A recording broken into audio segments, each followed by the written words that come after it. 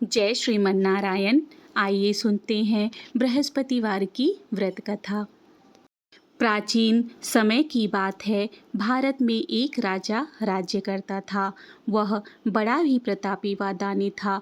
नित्य प्रति मंदिर में भगवत दर्शन करने जाता था और ब्राह्मण और गुरु की सेवा किया करता था। उसके द्वार से कोई भी याचक निराश होकर नहीं लौटता था।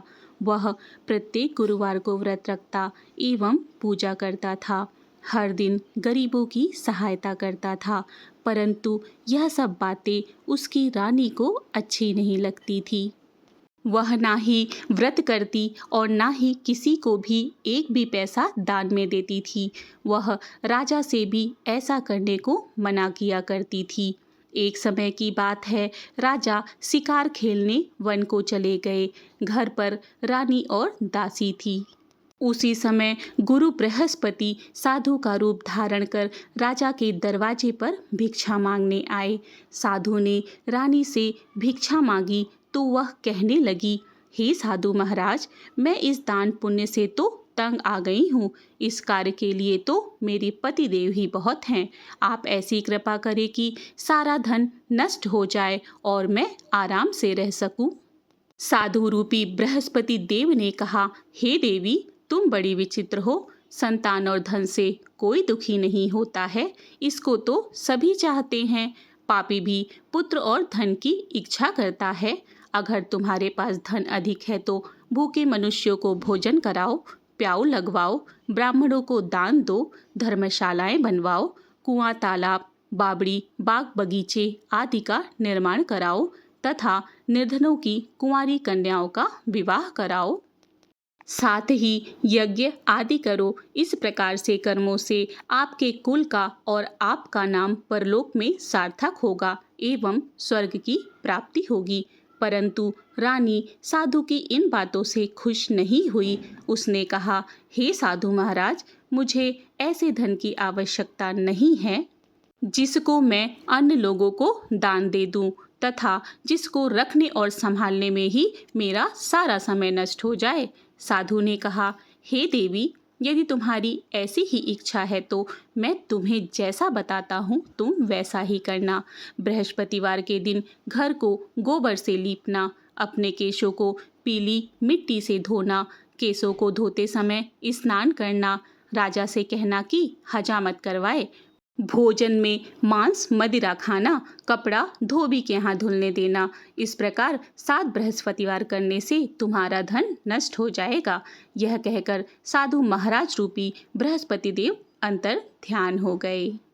रानी ने साधु के कहने के अनुसार 7 बृहस्पतिवार तक वैसा ही करने का विचार किया।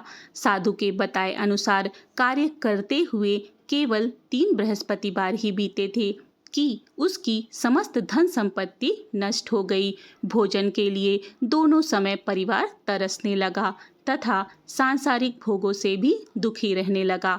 तब वह राजा रानी से कहने लगा कि हे रानी, तुम यहाँ पर रहो, मैं परदेश जाता हूँ, क्योंकि यहाँ पर मुझे सभी मनुष्य जानते हैं, इसीलिए मैं यहाँ कोई कार्य नहीं कर सकता। अब मैं परदेश जा रहा हूँ। यहाँ पर ही कोई काम धंधा करूँगा, शायद हमारे भाग्य बदल जाएं। ऐसा कहकर राजा परदेश चला गया। वह वहाँ जंगल से लकड़ी काट कर लाता और शहर में बेचता। इस तरह जीवन व्यतीत करने लगा। इधर राजा के बिना रानी और दासियां दुखी रहने लगी। किसी दिन भोजन मिलता और किसी दिन जल पीकर ही रह जाती। एक समय रानी और दासियों को 7 दिन बिना भोजन के व्यतीत करना पड़ा तो रानी ने अपनी दासी से कहा, हे दासी, यहाँ पास ही नगर में मेरी बहन रहती है। वह बड़ी धनवान है। तू उसके पास जा और वहाँ से 5 सेर बेजर मांग कर ले आ, जिससे कुछ समय के लिए गुजर हो जाएगा। दासी रानी की बहन के पास गई। रानी की बहन उस समय पूजा कर रही थी। बृहस्पतिवार का दिन था। दासी ने रानी की बहन से कहा, हे रानी, मुझे आपकी बहन ने भेजा है, मुझे 5 सेर बेझर दे दो। दासी ने यह बात अनेक बार कही, परंतु रानी की बहन ने कोई उत्तर नहीं दिया, क्योंकि वह उस समय बृहस्पतिवार की कथा सुन रही थी। जब दासी को रानी की बहन से कोई उत्तर नहीं मिला तो वह बहुत दुखी हुई। उसे क्रोध भी आया। वह लौटकर रानी से बोली, हे रानी, आपकी बहन तो बहुत ही घमंडी है। वह छोटे लोगों से बात भी नहीं करती। मैंने उससे कहा तो उसने कोई उत्तर नहीं दिया। मैं वापस चली आई। रानी बोली, हे दासी, इसमें उसका कोई दोष नहीं है। जब बुरे दिन आते हैं तो कोई सहारा नहीं देता। अच्छे बुरे का पता विपत्ति में ही लगता है। जो ईश्वर की इच्छा होगी वही होगा। यह सब हमारे ही भाग्य का दोष है। उधर रानी की बहन ने सोचा कि मेरी बहन की दासी आई थी, परंतु मैं उससे नहीं बोली। इससे वह बहुत दुखी हुई होगी। अतः कथा सुन और विष्णु भगवान का पूजन समाप्त कर वह अपनी बहन के घर आई और कहने लगी, हे बहन, मैं बृहस्पतिवार का व्रत कर रही थी जब तुम्हारी दासी हमारे घर आई थी, परंतु जब तक कथा होती है तब तक हम लोग ना उठते हैं और ना ही बोलते हैं, इसीलिए मैं नहीं बोली। कहो दासी, क्यों आई थी? रानी बोली, बहन, हमारे घर अनाज नहीं था। वैसे तुमसे कोई बात छिपी नहीं है, इस कारण मैंने दासी को तुम्हारे यहाँ 5 सेर बेझर लेने के लिए भेजा था। रानी की बहन बोली, बहन देखो, बृहस्पति भगवान सबकी मनोकामना पूर्ण करते हैं। देखो, शायद तुम्हारे घर कुछ अनाज रखा हो। यह सुनकर दासी घर के अंदर गई तो वहां उसे एक घड़ा बेझर का भरा मिल गया। उसे बड़ी हैरानी हुई क्योंकि उसने एक एक बर्तन देख लिया था। उसने बाहर आकर रानी को बताया। दासी अपनी रानी से कहने लगी, हे रानी, देखो, वैसे तो हमको जब अन्न नहीं मिलता तो हम रोज ही व्रत करते हैं। अगर इससे व्रत की विधि और कथा पूछ ली जाए तो हम भी किया करेंगे। दासी के कहने पर रानी ने अपनी बहन से बृहस्पतिवार व्रत के बारे में पूछा। उसकी बहन ने बताया, हे रानी बहन, बृहस्पतिवार को सूर्योदय से पूर्व उठकर स्नान करके बृहस्पतिवार का व्रत करना चाहिए, लेकिन उस दिन सिर नहीं धोना चाहिए। बृहस्पतिवार के व्रत में चने की दाल और मुनक्का से विष्णु भगवान का केले के वृक्ष की जड़ में पूजन करें तथा दीपक जलावें। उस दिन एक ही समय भोजन करें। भोजन पीले खाद्य पदार्थ का करें तथा कथा सुने। इस प्रकार करने से गुरु भगवान प्रसन्न होते हैं, अन्न, पुत्र और धन देते हैं, मनोकामना पूर्ण करते हैं। व्रत और पूजन विधि बताकर रानी की बहन अपने घर लौट गई। रानी और दासी दोनों ने निश्चय किया कि बृहस्पति देव भगवान का पूजन जरूर करेंगे। 7 दिन बाद जब बृहस्पतिवार आया तो उन्होंने व्रत रखा। गुड़साल में जाकर चना और गुड़ बीन लाई तथा उसकी दाल से केले की जड़ तथा विष्णु भगवान का पूजन किया। अब पीला भोजन कहाँ से आए? दोनों बड़ी दुखी हुई, परंतु उन्होंने व्रत किया था, इस कारण बृहस्पति देव भगवान प्रसन्न थे। एक साधारण व्यक्ति के रूप में 2 थालों में सुंदर पीला भोजन लेकर आए और दासी को देकर बोले, हे दासी, यह भोजन तुम्हारे और रानी के लिए है, तुम दोनों करना। दासी भोजन पाकर बड़ी प्रसन्न हुई और रानी से बोली, रानी जी, भोजन कर लो। रानी को भोजन के आने के बारे में कुछ नहीं पता था, इसीलिए वह दासी से बोली, जा, तू ही भोजन कर, क्यों तू हमारी व्यर्थ में हंसी उड़ाती है? दासी बोली, एक व्यक्ति भोजन देकर गया है। रानी कहने लगी, भोजन तेरे लिए देके गया है, तू ही भोजन कर। दासी ने कहा, वह व्यक्ति हम दोनों के लिए 2 थालों में भोजन देकर गया है, इसीलिए मैं और आप दोनों ही साथ साथ भोजन करेंगी। दोनों ने गुरु भगवान को नमस्कार कर भोजन प्रारंभ किया। उसके बाद से वे प्रत्येक बृहस्पतिवार को गुरु भगवान का व्रत और पूजन करने लगी। बृहस्पति भगवान की कृपा से उनके पास धन हो गया, परंतु रानी पहले की तरह फिर से आलस्य करने लगी। तब दासी बोली, देखो रानी, तुम पहले भी इस प्रकार का आलस्य करती थी। तुम्हें धन रखने में कष्ट होता था, इस कारण सभी धन नष्ट हो गया। अब गुरु भगवान की कृपा से धन मिला है, तो फिर तुम आलस्य क्यों करती हो? बड़ी मुसीबतों के बाद हमने यह धन पाया है, इसीलिए हमें दान पुण्य करना चाहिए। तुम भूखे मनुष्यों को भोजन कराओ, प्याऊ लगवाओ, ब्राह्मणों को दान दो, कुआं, तालाब, बावड़ी आदि का निर्माण करवाओ, मंदिर, पाठशाला बनवा कर दान दो, कुंवारी कन्याओं का विवाह करवाओ, धन को शुभ कार्यों में खर्च करो, जिससे तुम्हारे कुल का यश बढ़े तथा स्वर्ग प्राप्त हो और पितृ प्रसन्न हो। दासी की बात मानकर रानी ने इस प्रकार से अच्छे कर्म करने प्रारंभ कर दिए, जिससे उसका काफी यश फैलने लगा। एक दिन रानी और दासी आपस में विचार करने लगी। ना जाने राजा किस दशा में होंगे, उनकी कोई खोज खबर नहीं है। गुरु भगवान से उन्होंने प्रार्थना की और भगवान ने रात्रि में राजा को स्वप्न में कहा, हे राजा उठ, तेरी रानी तुझको याद करती है, अब अपने देश को लौट जा। राजा प्रातःकाल उठकर जंगल से लकड़ियां काटकर लाने के लिए जंगल की ओर चल पड़ा।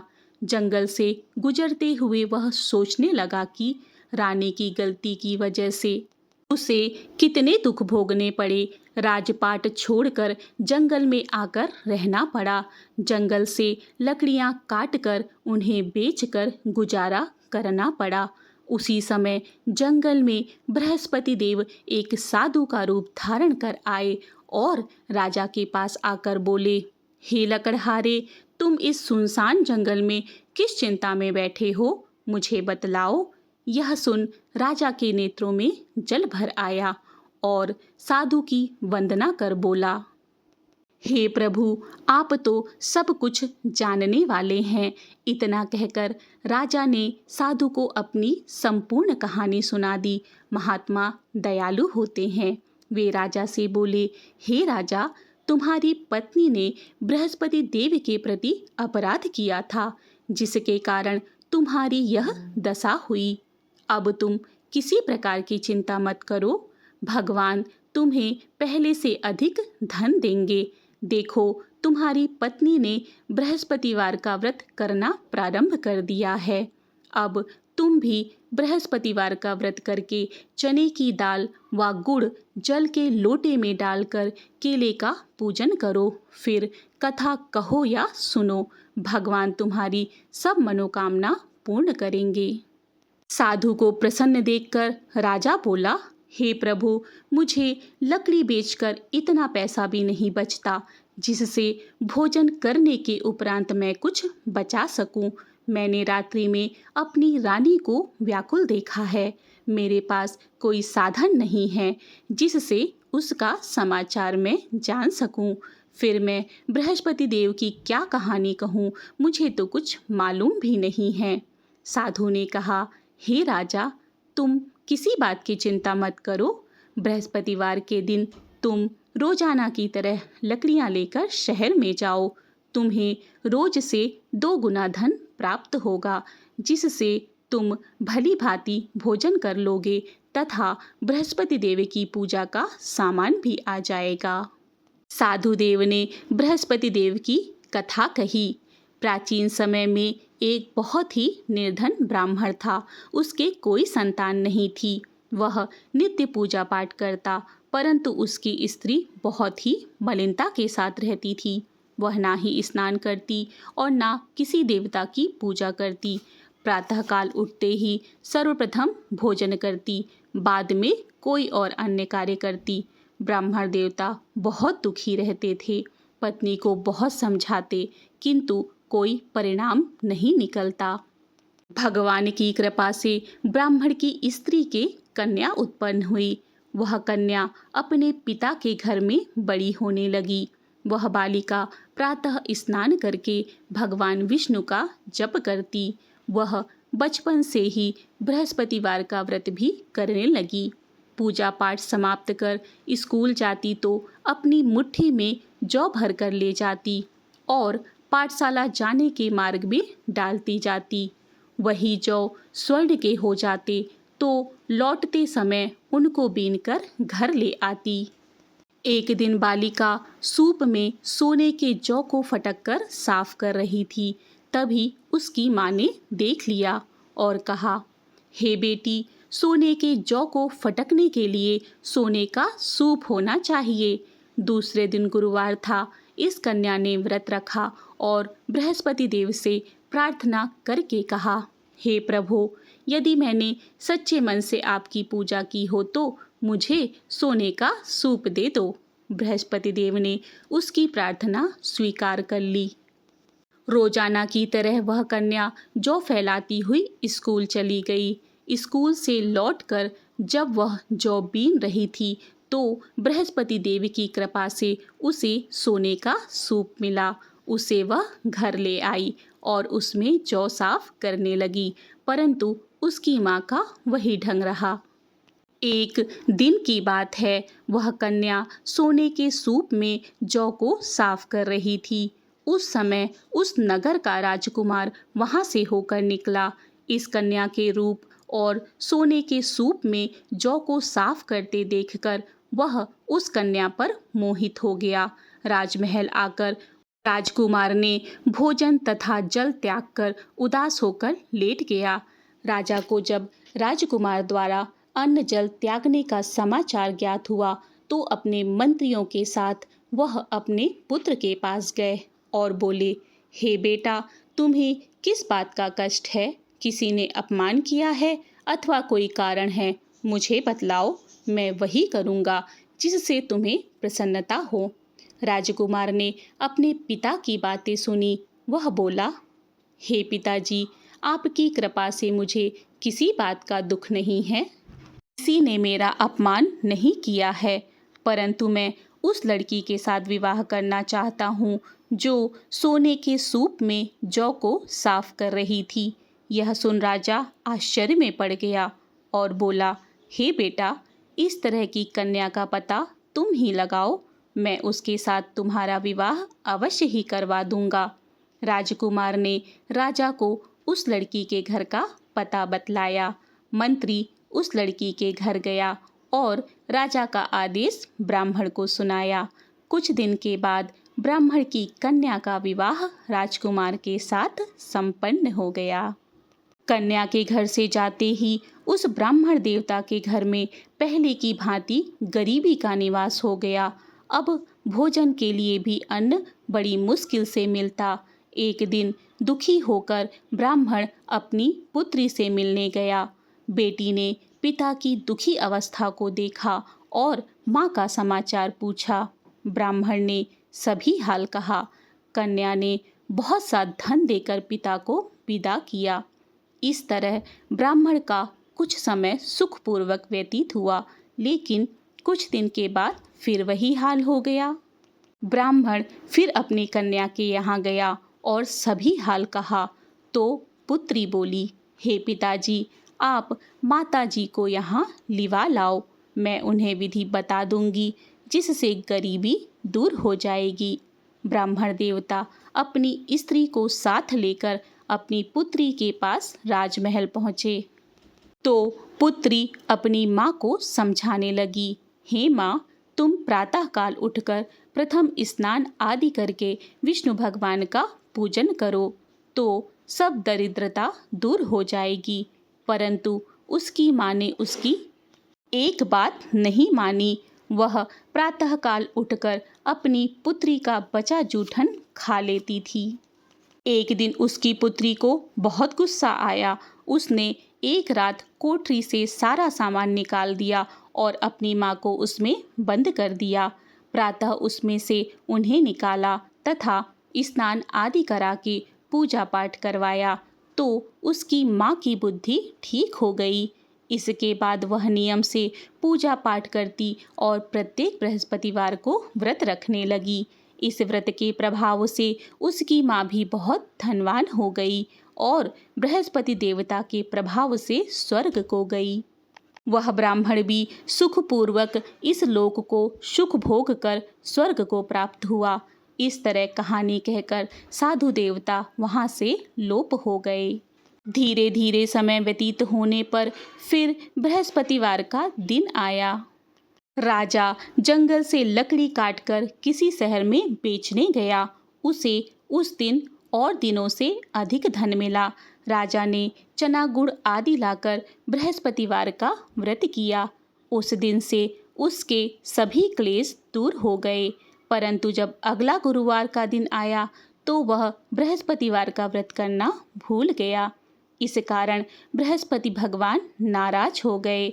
उस दिन उस नगर के राजा ने विशाल यज्ञ का आयोजन किया तथा अपने समस्त राज्य में घोषणा करवा दी कि कोई भी मनुष्य अपने घर में भोजन ना बनाए, आग भी ना जलाए।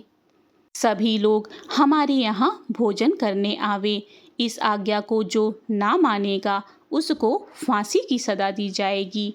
राजा की आज्ञा के अनुसार राज्य के सभी वासी राजा के भोज में सम्मिलित हुए, लेकिन लकड़हारा कुछ देर से पहुंचा, इसीलिए राजा उसको अपने साथ महल लिवा ले गए।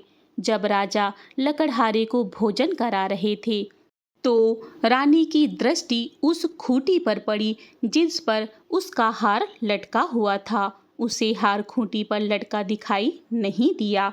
रानी को निश्चय हो गया कि मेरा हार उस लकड़हारे ने ही चुरा लिया है। उसी समय सैनिक बुलवाकर उसको जेल में डलवा दिया। जब लकड़हारा जेल खाने में गया तो बहुत दुखी होकर विचार करने लगा। ना जाने कौन से पूर्व जन्म के कर्म से मुझे यह दुख प्राप्त हुआ है, और उसी साधु को याद करने लगा जो जंगल में मिला था। तत्काल बृहस्पति देव साधु के रूप में प्रकट हो गए और उसकी दशा को देखकर कहने लगे, अरे मूर्ख, तूने बृहस्पति देवता की कथा नहीं की, इसी कारण तुझे दुख प्राप्त हुआ है। अब चिंता मत कर। बृहस्पतिवार के दिन जेल खाने के दरवाजे पर 4 पैसे पड़े मिलेंगे। उससे तू बृहस्पति देव की पूजा करना, तेरे सभी कष्ट दूर हो जाएंगे। अगले बृहस्पतिवार को उसे जेल के द्वार पर 4 पैसे मिले।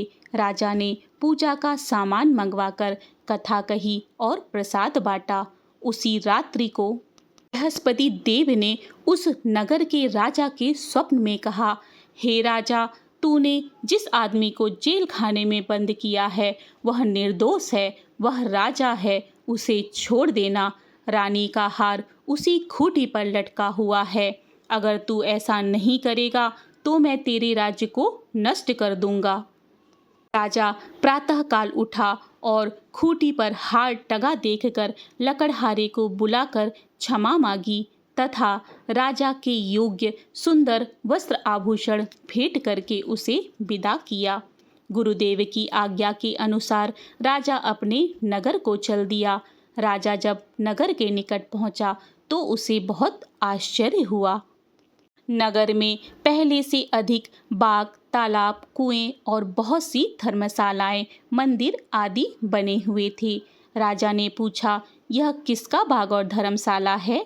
तब नगर के लोग कहने लगे, यह सब रानी और दासी द्वारा बनवाए गए हैं। राजा को आश्चर्य हुआ और गुस्सा भी आया।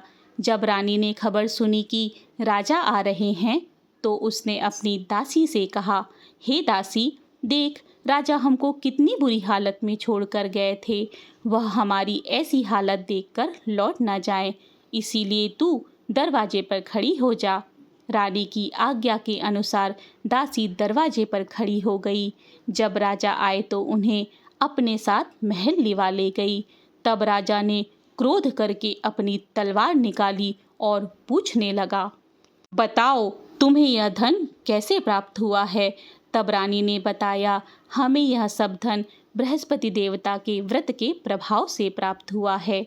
राजा ने तब निश्चय किया कि 7 रोज बाद तो सभी बृहस्पति देव का पूजन करते हैं, परंतु मैं रोजाना दिन में 3 बार कथा कहूँगा और रोज ही व्रत किया करूँगा। अब हर समय राजा के दुपट्टे में चने की दाल बधी रहती तथा दिन में 3 बार कथा कहता। एक रोज राजा ने विचार किया कि चलो अपनी बहन के यहाँ हो आवे। इस तरह का निश्चय कर राजा घोड़े पर सवार होकर अपनी बहन के यहाँ चल दिया। मार्ग में उसने देखा कि कुछ आदमी एक मुर्दे को लेकर जा रहे हैं। उन्हें रोककर राजा कहने लगा, अरे भैया, मेरी बृहस्पतिवार की कथा सुन लो। वे बोले, लो, हमारा आदमी तो मर गया है और इसको अपनी कथा की पड़ी है। परंतु कुछ आदमी बोले, अच्छा कहो, हम तुम्हारी कथा भी सुनेंगे। राजा ने दाल निकाली और कथा कहनी शुरू कर दी। जब कथा आधी हुई तो मुर्दा हिलने लगा और जब कथा समाप्त हुई तो राम राम करते हुए मुर्दा खड़ा हो गया। राजा आगे बढ़ा। उसे चलते चलते शाम हो गई। आगे मार्ग में उसे एक किसान खेत में हल चलाता मिला। राजा उससे बोला, अरे भैया, तुम मेरी बृहस्पतिवार की कथा सुन लो। किसान बोला, जब तक मैं तेरी कथा सुनूंगा ना, 4 हरैया जोत लूंगा। जा, अपनी कथा किसी और को सुनाना। राजा के हटते ही किसान के पेट में बहुत जोर से दर्द होने लगा और बैल पछाड़ खार कर गिर गए। उसी समय किसान की माँ रोटी लेकर आई। उसने जब यह देखा तो अपनी पुत्र से सब हाल पूछा। बेटे ने सभी हाल बता दिया। बुढ़िया दौड़ी दौड़ी उस घुड़सवार के पास गई और उससे बोली, मैं तेरी कथा सुनूंगी, तू अपनी कथा मेरे खेत पर चलकर ही कहना। राजा ने लौटकर बुढ़िया के खेत पर जाकर कथा कही, जिसके सुनते ही बैल खड़े हो गए और किसान के पेट का दर्द भी बंद हो गया। राजा अपनी बहन के घर पहुंचा। बहन ने भाई की खूब मेहमानी की। दूसरे रोज प्रातःकाल राजा जागा तो वह देखने लगा कि सभी लोग भोजन कर रहे हैं। राजा ने अपनी बहन से जब पूछा कि कोई ऐसा मनुष्य नहीं है जिसने भोजन ना किया हो, जो मेरी बृहस्पतिवार की कथा सुन ले, तो बहन बोली, हे भैया, यह देश ऐसा ही है। यहाँ पर लोग पहले भोजन करते हैं, बाद में अन्य काम करते हैं। अगर पड़ोस में कोई हो तो देख आती हूँ। ऐसा कहकर बहन देखने चली गई, परंतु उसे कोई भी ऐसा व्यक्ति नहीं मिला जिसने भोजन ना किया हो। फिर वह एक कुम्हार के घर गई, जिसका लड़का बीमार था। उसे मालूम हुआ कि यहाँ 3 दिन से किसी ने भोजन नहीं किया है। रानी ने अपने भाई की कथा के लिए कहा तो वे सब तैयार हो गए। राजा ने जाकर बृहस्पतिवार की कथा कही, जिसको सुनकर उसका लड़का ठीक हो गया। तो अब राजा की प्रशंसा होने लगी। एक दिन राजा ने अपनी बहन से कहा, हे बहन, मैं अपने घर जाऊंगा, तुम भी तैयार हो जाओ। राजा की बहन ने अपनी सास से अपने भाई के साथ जाने की आज्ञा मांगी। सास बोली, चली जा, परंतु अपने लड़कों को लेकर मत जाना, क्योंकि तेरे भाई की कोई संतान नहीं है। बहन ने अपने भाई से कहा, हे भैया, मैं तो चलूंगी, परंतु कोई बालक नहीं जाएगा। राजा ने कहा, जब कोई बालक नहीं जाएगा तो तुम जाकर क्या करोगी? दुखी मन से राजा अपने नगर को लौट आया। राजा ने अपनी रानी से कहा, हम निसंतान है ना, इसीलिए हमारे घर कोई आना पसंद नहीं करता। इतना कह वह बिना भोजन किए सैया पर लेट गया। रानी बोली, हे प्रभु, बृहस्पति देव ने हमें सब कुछ दिया है, वे हमें संतान अवश्य देंगे। उसी रात को बृहस्पति देव ने राजा को स्वप्न में कहा, हे राजा, उठ, सभी सोच त्याग दे, तेरी रानी गर्भवती है। राजा को यह जानकर बड़ी खुशी हुई। 9वें महीने रानी के गर्भ से एक सुंदर पुत्र पैदा हुआ। जब राजा की बहन ने यह शुभ समाचार सुना तो वह बहुत खुश हुई और बधाई लेकर अपने भाई के यहाँ आई। तभी रानी ने कहा, घोड़ा चढ़कर नहीं आई, गधा चढ़ी आई। राजा की बहन बोली, भाई, मैं इस प्रकार ना कहती तो तुम्हें औलाद कैसे मिलती? बृहस्पति देव ऐसे ही हैं, जिसके मन में जो मनोकामनाएं होती हैं सभी को पूर्ण करते हैं। जो सद्भावना पूर्वक बृहस्पतिवार का व्रत करता है एवं कथा पढ़ता है अथवा सुनता है और दूसरों को सुनाता है, बृहस्पति देव उसकी सभी मनोकामनाएं पूर्ण करते हैं। बृहस्पति देव उसकी सदैव रक्षा करते हैं। जो संसार में सद्भावना व सच्चे हृदय से बृहस्पति देव का पूजन करते हैं, उनकी सभी मनोकामनाएं उसी प्रकार पूर्ण होती हैं जैसे रानी और राजा ने बृहस्पति देव की कथा का गुणगान किया। उनकी सभी इच्छाएं बृहस्पति देव ने पूर्ण की। मनुष्य को हृदय से उनका मनन करते हुए जय जयकार करना चाहिए। इति श्री बृहस्पतिवार व्रत कथा। बोलो विष्णु भगवान की जय। आइए अब बृहस्पति देव की आरती करें। जय बृहस्पति देव। ओम जय बृहस्पति देवा, स्वामी जय बृहस्पति देवा। छिन छिन भोग लगाऊं, छिन छिन भोग लगाऊं, कदली फल मेवा। ओम जय बृहस्पति देवा। तुम पूरन परमात्मा, तुम अंतर्यामी, स्वामी तुम अंतर्यामी। जगत पिता जगदीश्वर, जगत पिता जगदीश्वर, तुम सबके स्वामी। ओम जय बृहस्पति देवा। करणामृत निज निर्मल, सब पातक हरता, स्वामी सब पातक हरता। सकल मनोरथ दायक, सकल मनोरथ दायक, कृपा करो भरता। ओम जय बृहस्पति देवा। तन मन धन अर्पण कर, जो जन शरण पड़े, स्वामी जो जन शरण पड़े। प्रभु प्रकट तब हो कर, प्रभु प्रकट तब हो कर, आकर द्वार खड़ी। ओम जय बृहस्पति देवा।